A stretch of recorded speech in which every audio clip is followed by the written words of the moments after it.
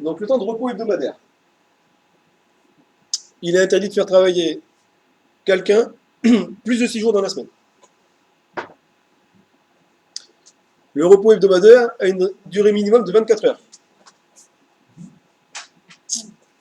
auxquelles s'ajoutent les 11 heures.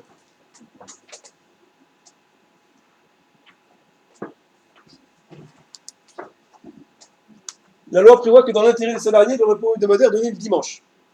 Alors, évidemment, il y a des exceptions possibles, dans le tourisme notamment, puisque le dimanche, c'est un des moments où on a des gens. Donc dans ce cas-là, il faut qu'il y ait un autre jour de repos. Donc le repos minimum, en fait, c'est pas 24 heures, c'est 35. C'est 24 hebdo plus 11 journaliers. Il y a des secteurs où, évidemment, alors, les 24 heures de repos, ils y sont toujours. Hein. Cela, c'est une obligation chaque semaine. Il me semble que dans le transport, par exemple, s'ils sortent de 24 heures de repos, on ne compte pas forcément les 11 heures en plus.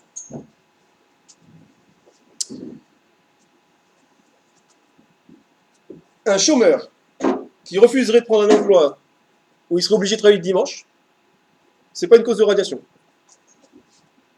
Je n'ai pas d'obligation de travailler le dimanche, sauf cas particulier de branche avec des conventions collectives spéciales. D'accord? Mais moi, si je suis chômeur et que on me propose un emploi où c'est un travail le dimanche, je peux dire non, sans risquer de me faire radier.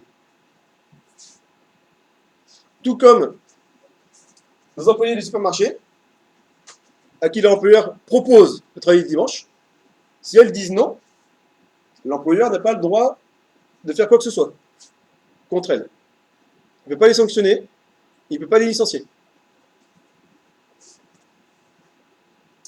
Mais des dérogations existent. Donc, dans certaines industries qui marchent en 3-8, notamment, où on ne peut pas interrompre le processus industriel. Donc, dans ce cas-là, le repos hebdo est pris autrement. On en fait tourner, notamment. Il peut y avoir une dérogation préfectorale quand c'est pas possible, parce que ça serait préjudiciable au public. Par exemple, dans les boulangeries ont droit d'être ouvertes le dimanche matin.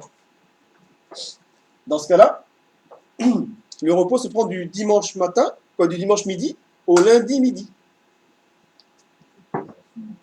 Pour avoir toujours cette question de 24 heures.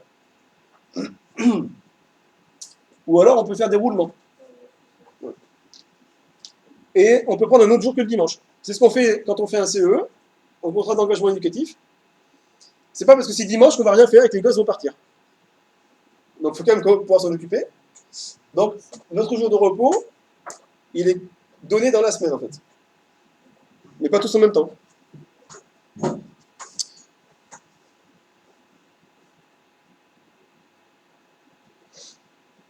Alors les congés. Donc on a plein de congés. On a des congés payés, des congés pas payés qui existent. Oui, des congés pas payés mais considérés comme travaillés,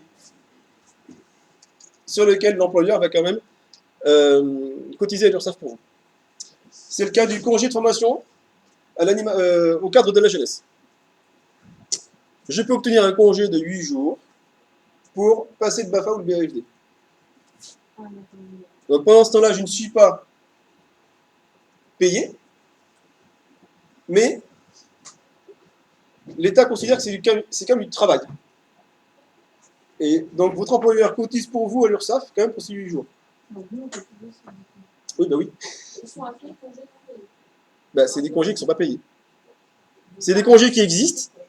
C'est des congés qui existent, qui ne sont pas obligatoires pour l'employeur, mais pour lesquels c'est pas vraiment des congés de repos. Vous voyez, le congé payé, c'est un congé de repos.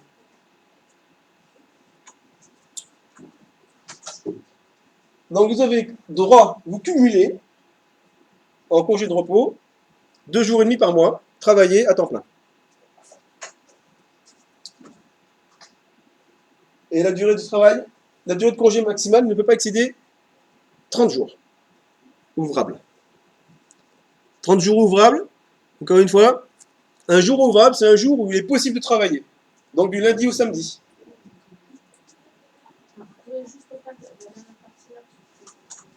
Sur quoi? La dernière phrase, là. Les jours ouvrables? Oui. Donc, les congés payés se prennent en compte 30 jours maximum par an. D'accord? À 2 jours et demi par mois. Mais on compte en jours ouvrables. Mon entreprise ne travaille pas le samedi. Mon congé se prend le samedi quand même. Hein. Du coup, on doit poser du lundi au samedi pour le congé payé. C'est ça. Vous avez droit à 30 jours de congés payés du lundi au samedi. Parce que nous, on a droit à 25 congés payés, donc soit du lundi au vendredi. C'est ça. D'accord. Donc, Voilà. les 5 jours, c'est qu'on compte. Dans les 30 samedi, jours, en fait. C'est un peu les voilà, samedis. dans les 30 jours, on compte les samedis. Et si on compte, si on compte en jours ouvrés, D'accord. la pratique, c'est 25. Et lundi au vendredi, c'est 25. C'est 5 semaines. D'accord. Voilà. C'est 5 semaines de travail en congé payé. Et ça revient, mais Donc, c'est considéré comme du travail effectif, ces jours de congé-là. Donc vous êtes payé pour être en congé. C'est pour ça qu'on n'est pas censé travailler pendant ces congés. Parce que c'est du travail effectif, donc vous êtes... c'est payé, même si vous n'êtes pas à disposition de l'employeur. Voilà. Ensuite, on a aussi les congés. Alors, quand je suis en congé payé, je cumule quand même mes 2 jours et demi. Admettons, j'ai pris 4 semaines de suite. Ça me donne quand même droit à 2 jours et demi de congé payé pour la suite. c'est du temps de travail. C'est du temps de travail. Puisque je suis payé pour ça. Je suis payé pour être en congé. Le congé maternité, paternité, adoption, c'est compté comme du temps de travail effectif aussi.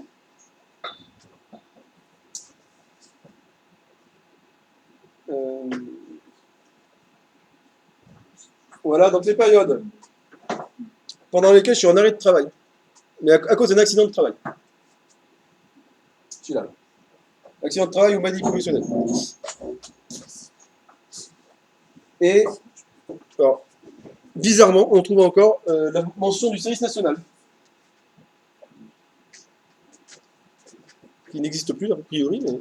Alors si, hein, vous avez entendu parler, ça a fait un peu la une pendant quelques temps dans l'animation. Hein. Le service national universel et ses essais. Donc nous, dans le Puy-de-Dôme, on a des départements pilotes qui l'ont mis en place. Ça existe. Donc pour l'instant, on est sur un aspect volontaire. À terme, l'idée, c'est de le rendre obligatoire. Alors le principe, si j'ai bien compris le service national universel obligatoire, il y a un temps d'une semaine de formation. Alors formation, c'est une semaine, je crois. Où là, en fait, on a créé un séjour spécifique pour ça, parce qu'on a des mineurs sur un camp de vacances, dans un but éducatif. Donc c'est un ACM. L'ACM a été créé au mois de mars, pour les premières expérimentations au mois d'avril. Donc on a maintenant un séjour spécifique, SNU, suivi d'une période de volontariat, je ne sais plus combien d'heures exactement, dans les associations. Un peu comme un service civique, mais quelques heures. C'est ça l'idée de base. Alors après, on pense, on est d'accord, on n'est pas d'accord avec. Ça existe.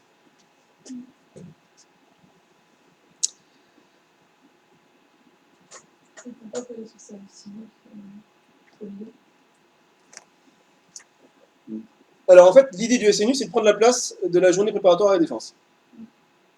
C'est pas seulement... donc effectivement, c'est un truc militaire. Voilà. Vous voyez, par exemple, pour nous, ça s'est fait au camp de la Courtine. Encadré par des militaires et des animateurs BAFA. Avec un directeur BAFD. C'est un séjour. Mais un peu spécial quand même, celui-là. Voilà. Le service civique existe toujours, évidemment.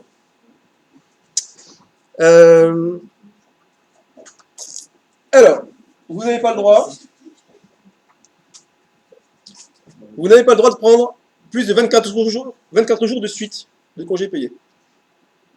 vos 5 semaines doivent être fractionnées. Sauf contrainte géographique particulière. Par exemple, ma famille est en Guadeloupe, je travaille en métropole. Dans ce cas-là, je peux faire plus que 24 jours pour rentrer chez moi. Après, ça dépend des conventions aussi. Ça. Ça dépend aussi des conventions collectives. Mais là, c'est le droit du travail, donc on est sur la base de la base. Mais par rapport, par exemple, aux 3 semaines sur la période estivale, des trucs comme ça, c'est les conventions qui. Alors, non, c'est le droit, maintenant. C'est même pas ça. Alors, quand mon congé fait moins de 12 jours, je ne peux pas le prendre en discontinu. C'est-à-dire que je prends 12 jours de suite. Je ne peux pas dire, je fais 2 jours là, 2 jours là, 2 jours là. Il y a un temps minimum d'une période de 12 jours consécutifs. Et il doit y avoir une période d'au moins 12 jours. En CDI, Ah, c'est pour tous les travailleurs. par exemple, on a un CDD de 4 mois. Ah, mais un CDD de 4 mois, il cumule 2,5 fois 4. Donc, du coup, mais on doit les sanctions. Tu peux les prendre ou après Tu peux les prendre Ouais. si ils ne veulent pas payer les 10% supplémentaires de fin de contrat. Mais du coup, c'est pareil, on doit prendre les 2 fois 4. Ça fait 10 jours. Hein. Oui, voilà, on doit prendre les 10 jours de suite. Les jours, on doit faire 5 Si, là, tu peux. Ben là, comme c'est un contrat qui a duré inférieur à une année, c'est un peu compliqué. C'est pas aussi net. Parce que là, on peut être absent. Parce que sinon, tu ne peux pas prendre tes congés. Ouais. Si tu as cumulé 10 jours maximum, voilà. Mais si tu veux, il doit y avoir une période de congé payé entre 12 et 24 jours à la base.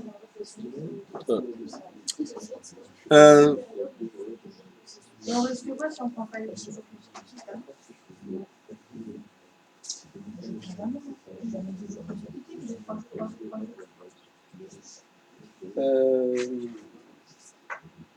Dans tous les cas, effectivement, la fraction minimum, c'est 12 jours. Moi, je fais jamais 12 jours. C'est si tu dépasses 12 jours que ton employeur peut fractionner. Et ça, c'est entre mai et octobre. Sur la saison estivale, on parle de là Alors, ou pas forcément. tu as raison. Lorsque le congé est fractionné, la période de 12 jours pourra continue et attribuée pendant la période du 1er mai au 31 octobre de chaque année. Donc, c'est sur cette période.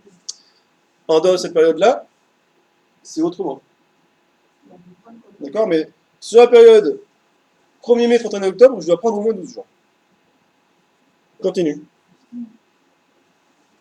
Alors, il est possible que les conventions collectives, liées notamment au tourisme, mettent des règles différentes. Nous, c'est facile.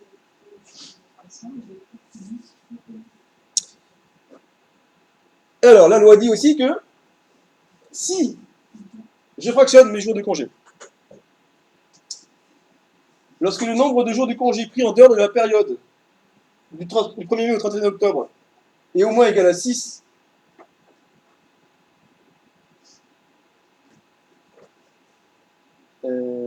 alors j'ai un congé supplémentaire de 1 jour. Mais ça, c'est si l'employeur le fait. Non, c'est la loi. C'est la loi. C'est la loi. C'est la loi. Parce que, C'est pas une convention collective.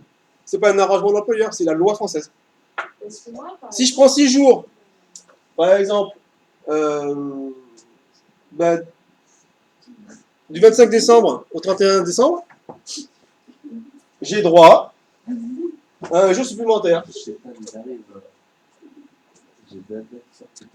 Alors oui, Par exemple, l'année dernière, du coup, par rapport à la formation, je n'ai pas pu poser les 3 semaines d'affilée. Donc j'ai fait la demande de pouvoir poser une semaine par-ci par-là. Ils m'ont demandé de faire un écrit pour pouvoir prendre des semaines fractionnées comme ça.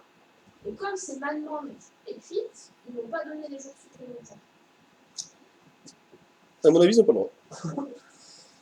C'est le droit du travail. Hein. Parce que comme Sauf, c'est ma demande à encore une moi, fois, c'est- voilà, c'est encore moi une qui fois, décide tout le temps. il peut y avoir des adaptations d'une convention collective. Hein. De toute façon, c'est que la mention collective, Voilà. c'est là que- Mais donc voilà, il est attribué, Non. c'est ce que dit le texte. C'est l'article 3141-19. Il est attribué 2 jours ouvrables de congés supplémentaires lorsque le nombre de jours de congés pris en dehors de la période du 1er mai au 31 octobre est au moins égal à 6. Et j'ai droit à 1 jour supplémentaire si ce nombre est compris entre 3 et 5 jours. C'est la loi. J'ai pas compris ce que vous dites. Je prends 6 jours de congé en dehors de la période du 1er mai au 31 octobre. La loi me donne le droit d'avoir 2 jours de plus de congé payés. Je prends entre 3 et 5 jours de congé durant cette période, en dehors de cette période-là, j'ai droit à 1 jour de plus. C'est ce que dit la loi.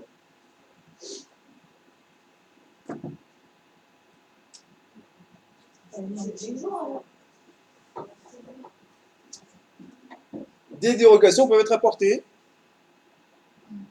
après accord individuel du salarié ou par convention ou accord d'entreprise ou d'établissement. Mais la loi prévoit, la loi dispose que si je prends 6 jours en dehors de la période du 1er mai au 31 octobre, alors j'ai droit à 2 jours supplémentaires. Donc en gros, si je congé payé en dehors de ces périodes-là, on n'a pas des congés. Ouais. C'est ce que la loi dit. Dans tout métier. C'est ce que dit la loi, c'est le code du travail. Mais vous avez dit sauf si. Oui, sauf si. Accord individuel, et conventions collectives, etc. Ouais, c'est ça. C'est dans les conventions, la convention, elle va être donnée en deux chemins. Il peut y avoir des conventions collectives qui mettent des choses différentes. Alors ça, pour moi, jusqu'à présent, c'était dans les conventions collectives. Ces journées supplémentaires, etc. Depuis 2017, c'est dans la loi. C'est sur le site tout ça, là, ou pas? Ah oui, Oui, tout. Et puis, vous avez tous les liens pour y aller. C'est sur Légifrance. Hein. Article 3141 L 19. Vous pouvez le montrer à n'importe quel employeur. Les congés pour événements familiaux. Sur justification, vous pouvez avoir une autorisation d'absence exceptionnelle de 4 jours pour vous marier, mais il n'y a pas de jour pour aller au mariage de quelqu'un. Hein? Ça, votre prix pour prendre un congé payé. 3 jours pour chaque naissance survenue à son foyer ou pour l'arrivée d'un enfant placé en adoption. Ces jours d'absence ne se cumulent pas au congé parental ou au congé paternité.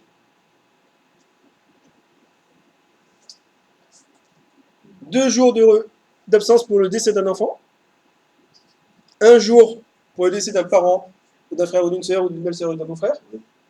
Non, pardon. Non, frère et sœur. Et beau-père, belle-mère, par contre. Est-ce que ça dépend. Enfin, ça, c'est ce qui est obligatoire. Ça, c'est la loi. D'accord. C'est le minimum vital. Et la convention peut le faire plus. Mais elle ne peut pas faire moins. La convention peut faire plus. Pas moins. Et j'ai aussi droit à 1 jour pour le mariage d'un de mes enfants. Et si on a 2 enfants, Et bien, pour chaque enfant, tu as droit à 1 jour pour le mariage. Donc là, c'est n'importe par enfant, qu'importe notre. Bah oui, par enfant.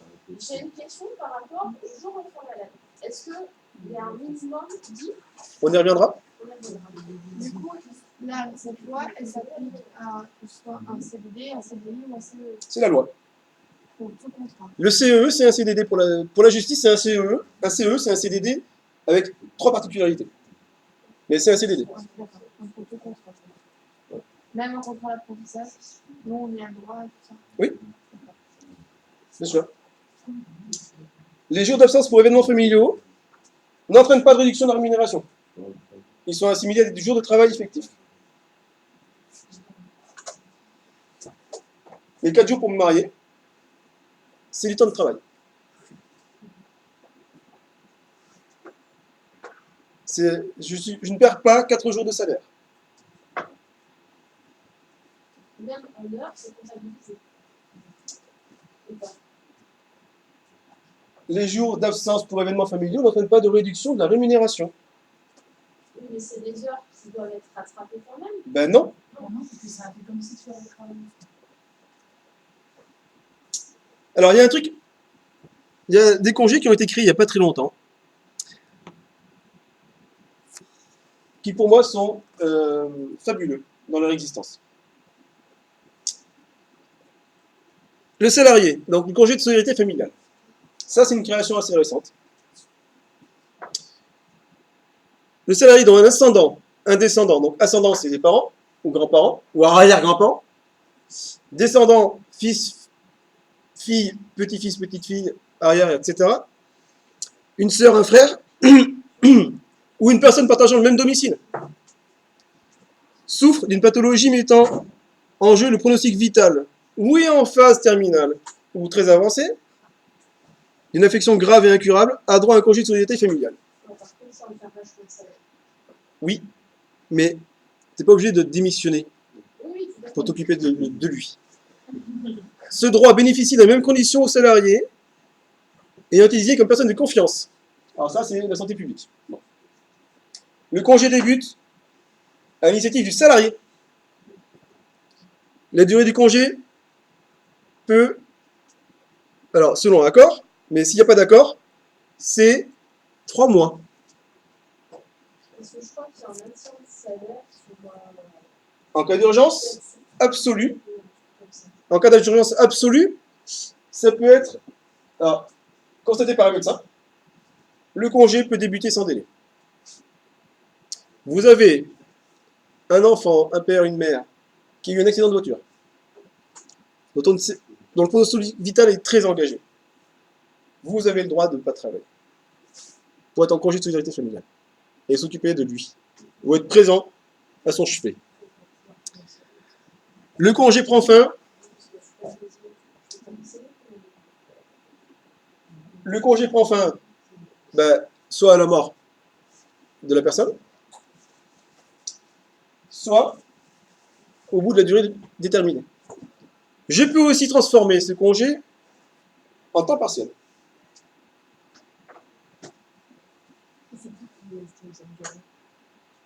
Alors, d'abord, il y a des conventions collectives qui en parlent. Donc, il y a des accords de branche. Mais s'il n'y a pas d'accord de branche dessus, c'est 3 mois, max. Renouvelable. D'accord? Donc, à défaut de convention, durée maximale du congé est de 3 mois, renouvelable une fois.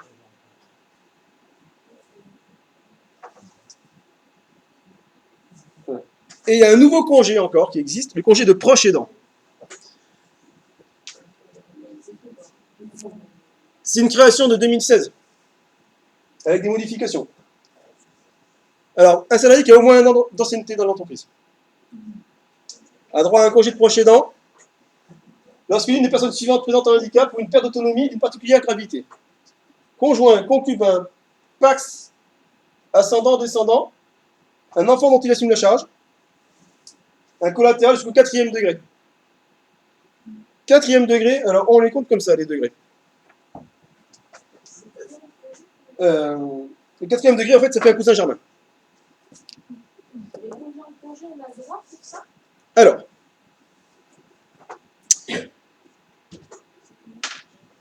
on peut s'occuper aussi d'un ascendant descendant de son conjoint. Une personne âgée ou handicapée avec laquelle on réside. Et avec laquelle on a des liens étroits et stables. À qui il vient en aide de manière régulière et fréquente à titre non professionnel. Le congé débute ou est renouvelé à l'initiative du salarié. Il ne peut excéder, renouvellement compris, la durée d'1 an pour l'ensemble de la carrière. Donc ça, c'est pas par personne, c'est par carrière. Sur vos 40 ans, vous avez droit à 1 an. On peut mettre fin au congé quand on veut.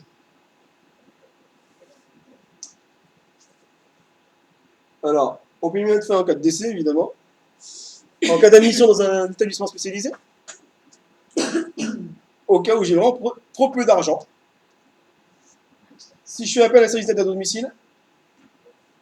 Ou si le congé de proche aidant est pris par un autre membre de la famille. Et alors, c'est là que c'est fabuleux, on a un principe de solidarité. Un salarié peut, sur sa demande, anonymement, et en accord avec son employeur, et sans contrepartie, renoncer à une partie de ses jours de repos non pris au bénéfice d'un autre salarié d'entreprise qui vient d'aide à une personne atteinte d'une perte d'autonomie. Je peux donner du temps de congé à quelqu'un pour qu'il puisse s'occuper de personne de sa famille. Ça, c'est révolutionnaire. C'est tout nouveau. Vous voyez? Créé par la loi de 2018, du 13 février 2018.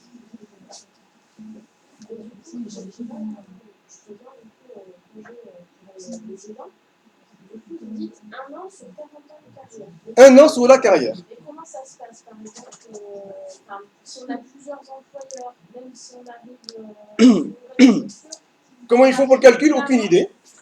Mais ce que la loi prévoit, ce que la loi dispose, parce que c'est un contrat qui prévoit, mais la loi dispose que tu as droit à 1 an de congé de proche aidant sur l'ensemble de ta carrière. et c'est à qui- Comment ils vérifient? Comment ils calculent? Aucune idée. Et comment ça se passe exactement? C'est l'employeur qui le propose? C'est à la demande de l'employé et c'est à l'accord de l'employeur. Voilà. Mais vous voyez, on peut aussi filer des jours de congé pour pouvoir prolonger un peu. Un salarié peut sur sa demande et en accord avec son employeur renoncer anonymement et sans contrepartie à toute ou partie de ses jours de repos non pris, qu'ils aient été ou non affectés sur un compte épargne-temps, au bénéfice d'un autre salarié d'entreprise qui vient en aide à une personne atteinte d'une perte d'autonomie ou présentant un handicap, lorsque cette personne est pour cet autre salarié l'une de celles mentionnées au 1-9 de la famille. Le congé annuel ne peut être cédé que pour cette durée excédant 24 jours ouvrables. Donc je peux donner maximum 6 jours de mes congés payés. Le salarié bénéficiant d'un ou plusieurs jours cédés bénéficie du maintien de sa rémunération pendant sa période d'absence.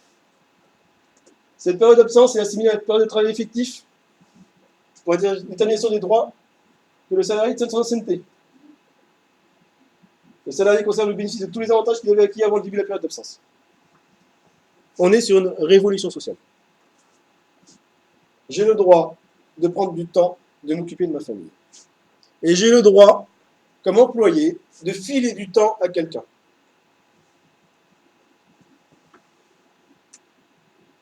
Et ça s'est mis en place. En 2018, la loi est de février 2018. Ça avait fait la une des journaux à l'époque. Hein. Ouais, c'est par rapport à un mec qui travaillait à la poste et son fils était très malade. Et 3 mois après, il est mort. Comme il s'était mis en arrêt, et après ses collègues l'ont su, ils ont tout donné 5 jours de congé, tout importé à ce monsieur pour lui et ce monsieur de son fils et la famille et le congé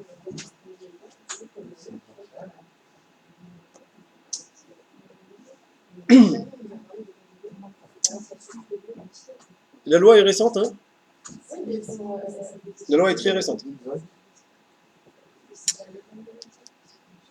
Vous avez droit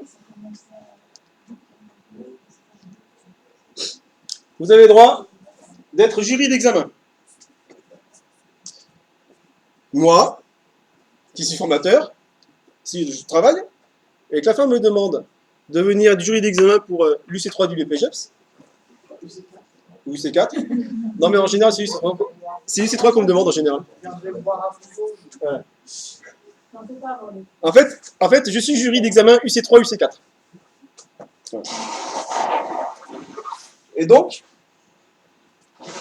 j'ai le droit de me rendre à un jury d'examen. Alors évidemment, il faut que mon employeur m'accorde l'autorisation d'absence, mais c'est possible. D'accord? Ça n'entraîne aucune réduction de sa rémunération. C'est un congé, donc c'est un temps sur lequel je ne suis pas au travail, pour mon employeur, mais je ne perds pas d'argent. D'accord?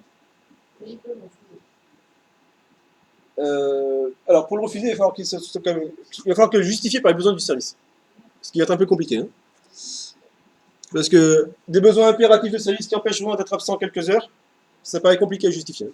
Donc là, nous, en tant qu'apprenti, si on est dans le PALAFA et qu'on a un devoir de se rendre au travail, on est obligé de nous libérer.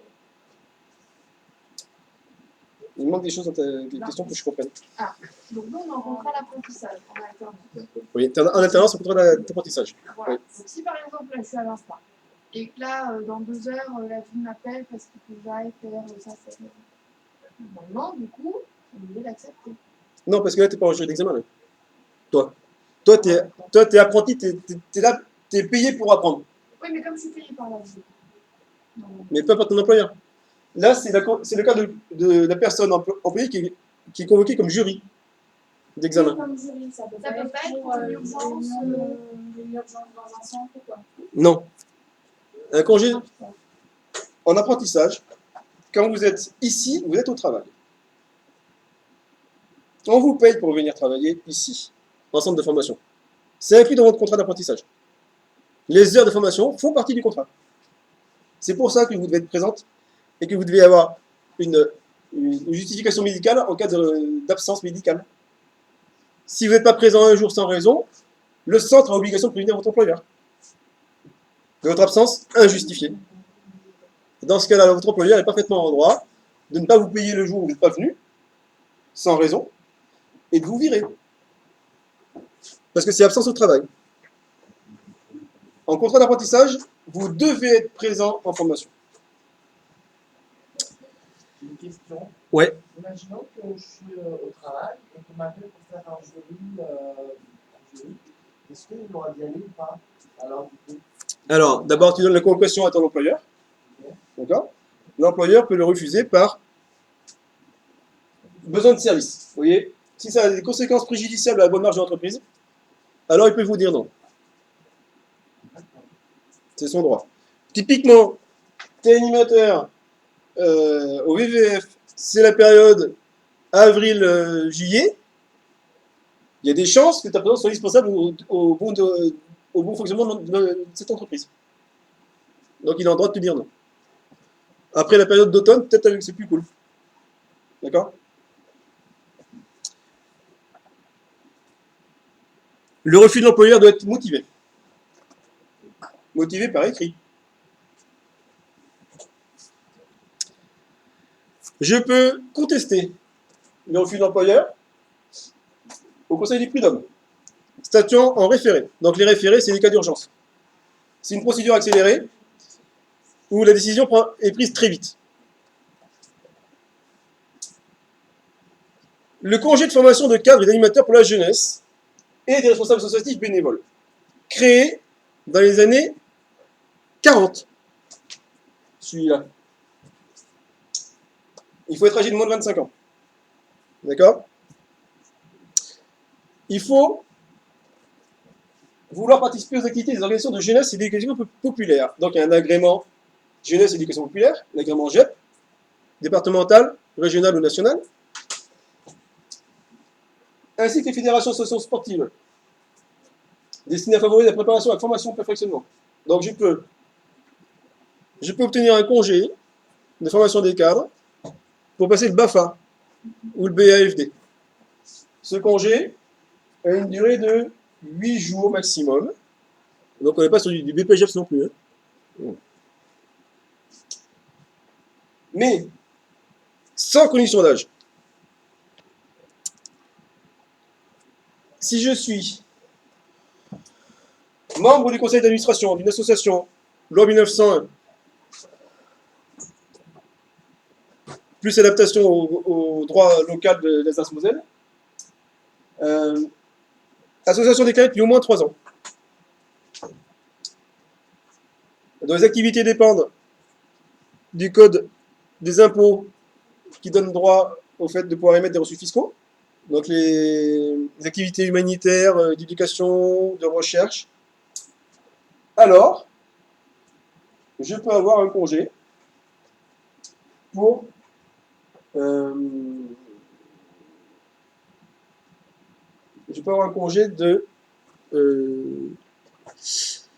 responsable associatif bénévole.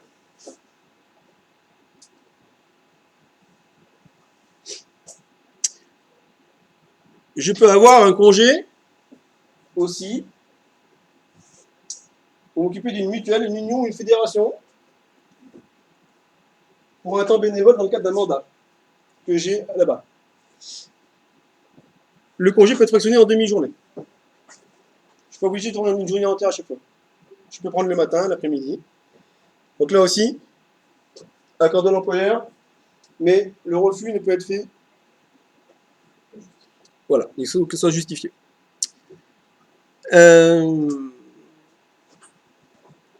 Le salaire. Alors, la loi dispose que le SMIC a deux buts. Assurer aux salariés dont les salaires sont les plus faibles, deux choses. La garantie du pouvoir d'achat, la participation au développement économique de la nation. C'est beau, hein? Vous avez au SMIC, c'est pour participer au développement économique de la nation. Vous êtes priés d'acheter, messieurs et mesdames. Vous êtes priés de dépenser. Pour ne pas voler la croissance de la nation. Alors après, donc ils disent, la loi dispose aussi de en quoi est-ce que être au SMIC vous permet de participer et de garantir votre pouvoir d'achat. Alors, la garantie du pouvoir d'achat des salariés est assurée par une exception du salaire minimum sur la croissance. Vous savez, cette augmentation qu'on a de temps en temps au 1er janvier ou au 1er juillet. Les 2% à chaque fois.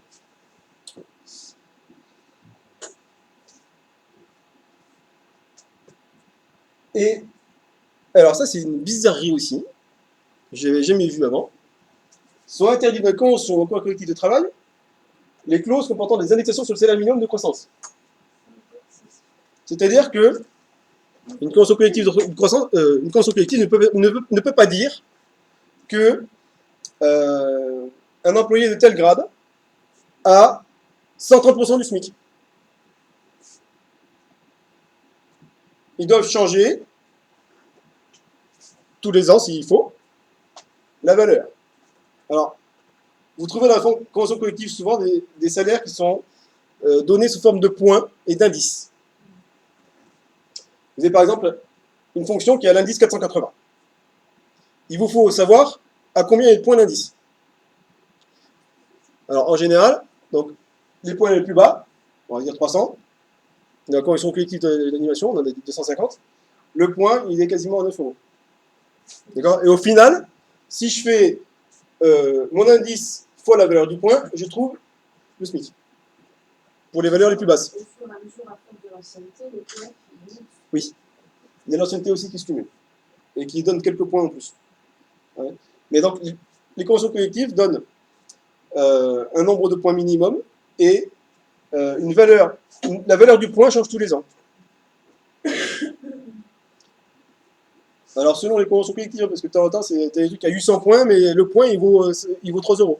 C'est des lois aussi, c'est des par rapport au poste. Alors, modification de coef, ça dépend de la convention collective, ça ne peut pas être une loi. La loi ne dispose pas de coefficient pour, selon les emplois. Par rapport à la modification des conventions collectives, Ah oui. les avenants, tout ça. Oui, c'est les avenants en convention collective.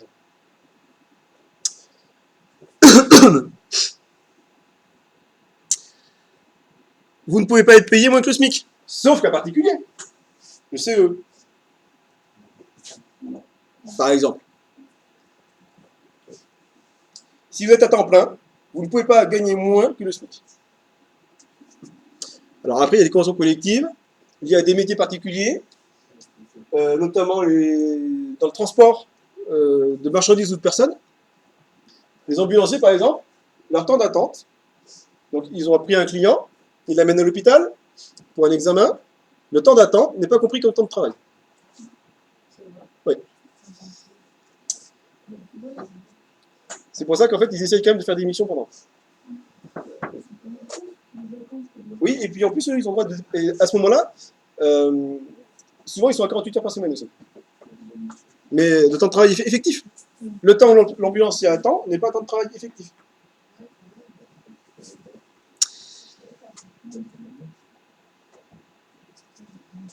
Donc, vous devez être payé, effectivement, pour les heures faites,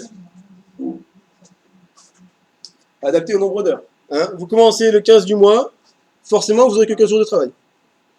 Donc, la moitié du SMIC. Vous ne pouvez pas réclamer à l'employeur, écoutez, j'ai commencé le 31, je vais avoir un mois entier. Ça ne marchera pas. Voilà. Je travaille 3 jours avec les gens, c'est pas là. Allez.